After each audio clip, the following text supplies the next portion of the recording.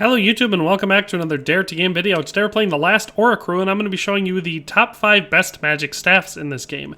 And so obviously these ones are going to be for players who want to basically focus just on magic for their combat. And so these are going to be the high intelligence and sometimes dexterity builds that you play through the whole game as.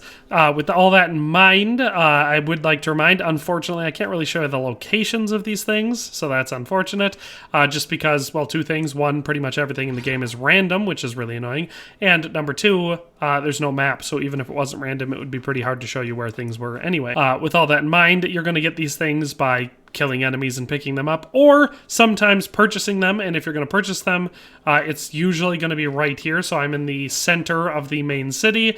There are a number of shops. There's one in this tavern, there's a blacksmith right there, that building in front of me, and this building right here are both stores, then this ratkin shop, and then way down at the end of this road here, you can see the little yellow doorway. There's that tall building that is right above my player's head now, moving it right up and down on it. That right there will have a trader in it that also sells stuff. Some of this stuff can be purchased, and you'll find it in one of these shops here, but a lot of it, well, all of it can also be found through killing enemies, and that's where you're most likely to pick it up. So, with all that in mind, let's just start off with number 5 on this list. Actually, before we get into number 5, I could just say a couple things. So magic in this game is one of the things that's most boosted, so you can get rings, necklaces, and specific clothing types that are likely to boost certain types of damage, so fire or electricity or whatever.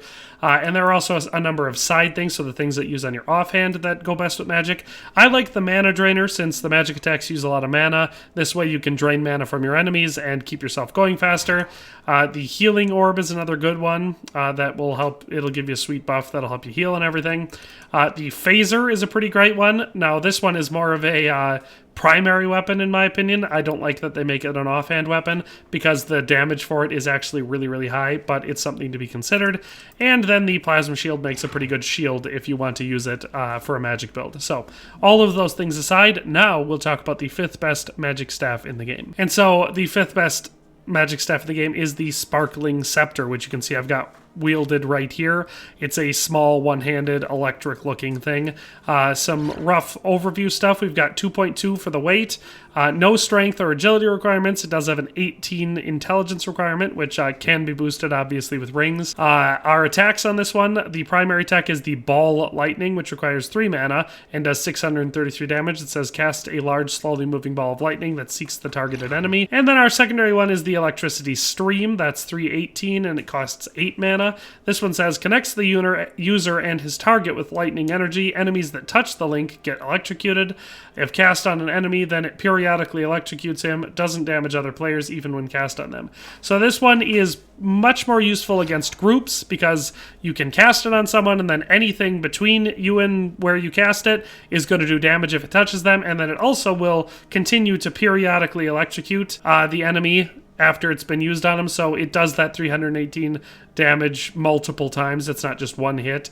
And if you're playing PvP, or not PvP, if you're playing co-op, you don't have to worry about hurting your own teammates with it because it doesn't damage them. So, pretty useful weapon. I like it a lot.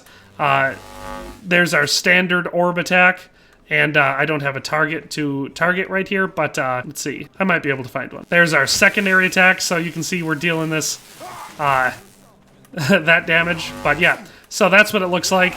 Pretty good weapon if you want to be an electric mage especially, but that is number 5, the Sparkling Scepter. Let's move on to number 4. So our number 4 spot on the list is going to be the Flame Staff, and now this one is obviously going to be fire, not electricity. So if you're boosting for this one, you're going to want things that give you a boost to fire damage. Again, I recommend going with the mana drainer just because you go through mana really quick in this game. As far as some stats on this staff, we have a weight of 0.8, so not very heavy there. No strength or agility requirements, 23 for intelligence, so not ridiculously high, but it's above 20. So now if you're speccing entirely for mage in this game, that's not totally unattainable early to mid-game, but if you're doing anything balanced at all, it will take boosting or a considerably higher level to get to it. For our attacks on this one, it says Fireball of 507 that requires 2 mana, so you can use that one quite a bit. It says casts a large ball of fire that explodes and inflicts strong fire damage in an area. So this one is one that will affect everyone around it when it gets hit, so not just the one enemy that you had targeted. So it can be very useful, and since it only takes 2 mana, you can cast it quite a few times before you run out of mana. And it does 507 damage, so pretty sweet there. Our secondary attack on this one is Fire Eruptions, which costs 5 mana to cast. This one is 992, so almost twice what the Fireball is. And this one says, unleash a series of deadly eruptions in a wide cone. So this one will be another area of effect. This one gives you a big old wide cone attack. So here's what our primary one looks like. So it just shoots a ball of fire, and you can do quite a few of them decently quick, so that's about how quick you can launch those. And then our secondary attack does a nice wide cone. So this one is one of my favorite magic weapons to use in the game. Neither one of those attacks requires a lot of mana, and they do significantly high damage. And so you pair that with a mana drainer, and it makes you pretty dang overpowered, I would say, in the game. Most enemies don't last very long against that that type of firepower, no pun intended. And if you boost it, which you can with various items that'll give you more fire damage, it's just an all-around win. So yeah, the Flame Staff takes the number 4 spot, but it is one of my personal favorites. Plus, I think it looks really cool. It's got a traditional wizard staff sort of look to it with the knobbly wood. So I really like it, but that's number 4. So at number 3, we have the Lightning Scepter, which looks similar to the first one, just a slightly different design. Again, this is going to be one that's dropped by your corrupted type enemies, so the ones outside the Civil War kind of look like I don't know, half-mutated zombies. But yeah, it's going to be your electric style. It's shorter, one-handed, looks more high-tech than magical. For some stats on this one, 2.2 for the weight, so a bit heavier. No strength or agility requirements, but a 28 intelligence requirement, so that is, you know, on the higher end, but of course you can boost that with rings. For this one, we have our 2 attacks, the primary one being Ball Lightning with a damage of 768 and requiring 3 mana, so not ridiculously high, which casts a slowly moving ball of lightning that seeks the targeted enemy, so pretty basic there. Then our second one is again the Electricity Stream, but this time a significantly higher damage, so this one's 928, so much higher. And again, it's going to connect the user to a target, and then enemies that touch the link get electrocuted. Again, this one is going to be more effective in groups, as you saw when I showed you with the Sparkling Scepter at number 5. It wasn't actually doing damage to the person I had cast it on. It would have if I would have kept, like if I would have let go and then kept fighting, he would have periodically been electrocuted throughout. But if you cast it on someone and you're able to move around and shock anyone else with it, it will damage them. So like I said, this is an attack that's much better when you're using it against a group of enemies. But as far as the regular attack goes, oh yeah, I'm too low to, my stats are too low. I'm 1 low on my intelligence to use this one. So I can't actually show you, but they look the same as the first one. The main attack is just it fires a ball of electricity, and then the secondary one connects you to one person, and the stream between you is what does the damage. So that's number 3, the Lightning Scepter. Let's move on to number 2. So at number 2, we've got another more traditional wizard staff looking one with probably an even better traditional design now that I think about it, but we've got that knobbly wood with the metal base and then the metal top with what looks like a chunk of a meteor or an entire meteor in it. So it's got a really cool look to it that I quite enjoy, but the stats are also really good. So for this one, it was 0.8 for the weight, so significantly lighter than the electric ones. No strength or agility requirement. Intelligence requirement is rather high at 36, so I'm not there yet, so you'll notice that I'm only at 27 and I'm boosting for that. But our primary attack is the Fireball, which does 690 damage and requires 3 mana, which is just going to be another fire one, and it's going to act the same way as the Fire Staff, casts a large ball of fire that explodes when it hits, and so you'll do a lot of damage to the person you're targeting, and also some damage to everyone around them. Then we have the Fire Rift for our secondary attack, which does cost 7 mana, but it says unleash a direct line of deadly blasts reaching enemies farther from you. So this one is another one that's good at long range, but you can also hurt everyone between you and the max range with this one. Using this one, I don't know if it'll actually let me cast anything because my stats are too low. Yeah, it's not going to let me cast them. But the primary attack is going to be the same as the Flame Staff. It's just going to fire that ball of fire, which can fire decently quick.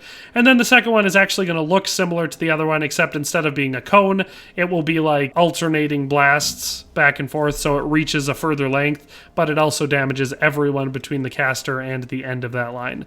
So it's definitely a very effective staff. It does have a really high requirement to use it once you've upgraded it to +3 like I have here, but well worth getting to because it is super powerful and looks super cool. And this one is one that you'll pick up from Ratkin enemies. So much like the Flame Staff, if you want to pick this one up, you're just going to have to go kill Ratkins, especially in the volcano, where you'll find the highest concentration of them, and where I've looted, I don't know, I think I looted a couple dozen of these staffs, so they're not rare. But with all that in mind, that's number 2. Let's move on to number 1. And at number 1, we have the last variant of our electric staffs, and this one is just the most complex of the 3.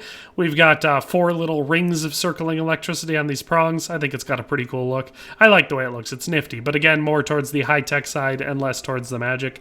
This one, again, is going to be dropped by your corrupted enemy types. Other than that, I don't think there's a way to get it in the game, or maybe I just haven't found it yet. If you have, tell me down in the comment section. For stats on this one, we've got 2.2 for the weight, no strength or agility requirements, but the intelligence requirement is very high at 42, and now this is +3, but still that's a very high requirement. Our 2 attacks are going to be your ball lightning, so the same as all 3 of the electric staffs that we've covered so far, but this one does 872 and does require 4 mana per cast, but that is, you know, almost 1,000 for damage, so pretty dang powerful. And then our second one, again, is going to be the electricity stream, so the same as the sparkling scepter and the electric and the lightning scepter, but this one is going to be the highest at almost 1,300 damage. So very effective in groups and very effective with the primary attack against single enemies. Excellent weapon against bosses. I can't show you because my stats aren't nearly high enough to use it on here on this playthrough, but it is a very effective weapon. So that is my list of the top 5 best magic staffs. There are other staffs in the game, but these ones are, in my opinion, the best ones. If you've got one that you prefer more, or you prefer using one of these against specific enemies, but another one against other enemies, why don't you let me know down in the comment section below. But with all that in mind, thanks a whole bunch for watching, and we'll see you next time. Thanks for watching another Dare to Game video. If you like this video, please leave a like and a comment. If you haven't already, be sure to subscribe to the channel. If you like my content and would like to support this channel, consider becoming a member today for as little as $1.99 a month. It makes a huge difference. But in any case, thanks for watching and have a nice day. I'll see you next time.